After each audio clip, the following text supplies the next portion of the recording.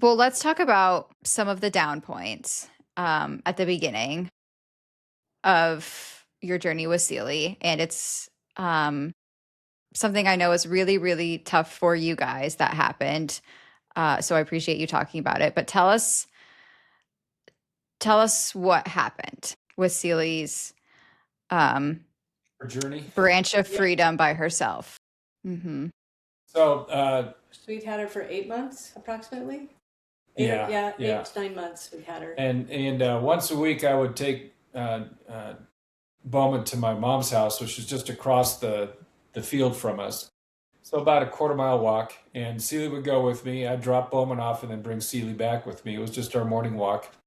And this morning, Mom met me on the porch instead of inside the house, and we're doing the exchange. And her cat came out and startled Celie, and I wasn't sure which leash I had in my hand, and boom, she was out of my control on the driveway, free, staring at me. And I just told everyone to stay back, and I quietly went up to her and just said, "It's okay, it's okay."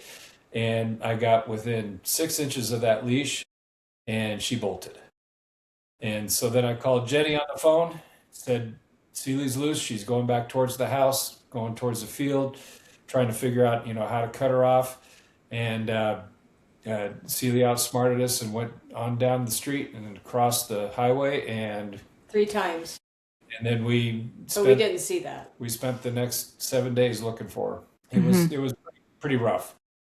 It was the middle of the school year, and Jenny had to cancel lessons because she couldn't deal with it. She had to just keep searching for Celie. So every day after school, I go out, go through people's backyards and search up in the hills around our place, and we got to know a lot of neighbors.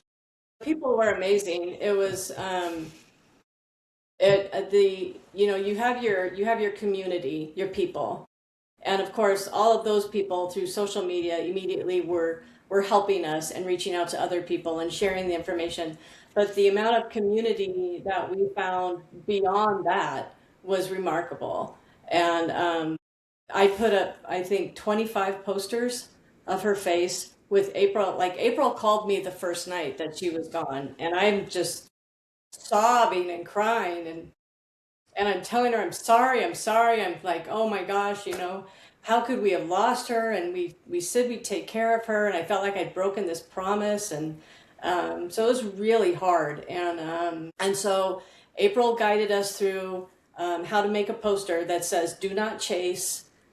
Just my phone number, lost dog, do not chase, a giant picture of her face, of Celie, and my phone number. And we had that plastered within a range of 5 miles around the house, all directions. I think a friend and I went around and did at least 25 different posters. And you get people texting you saying they have your dog, but you have to bring them money, or that their neighbor has the dog, and I just scams. The scams were awful. Heartbreaking, Other I'm sure. uh, infuriating. Like, Hmm. Hmm. I can't imagine how someone could be so cruel. Um, and then other people who had put my phone number into their phone, so that if they saw her somewhere out on one of their daily walks, they could just call me. And I was driving around with Bowman because he was like the bait. I figured if she won't come to me, she'll come to Bowman.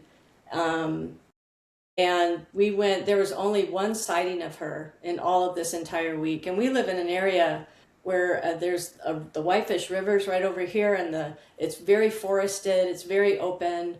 There's coyotes and foxes and bobcats and large raptors. And so I was just terrified that she was going to get caught, either get her harness and her leash caught on something and not be able to move, or get hurt by another animal.